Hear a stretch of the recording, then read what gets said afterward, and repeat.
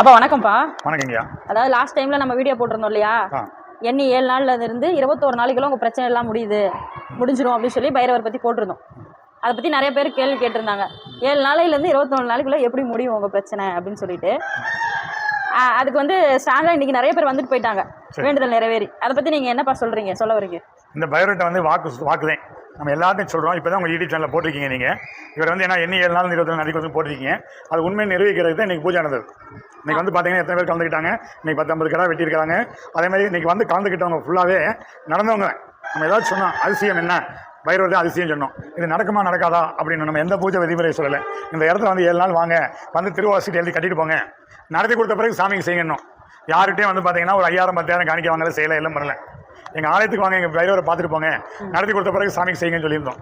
அதே மாதிரி இன்றைக்கி வந்து வந்தீங்கன்னா இன்றைக்கி இந்தியா ஃபுல்லாக இருந்தோம். இந்த 21 நாளுக்குள்ளே ஒரு 10 நாளுக்குள்ளே ஒரு 8 நாளுக்குள்ளே நடத்தி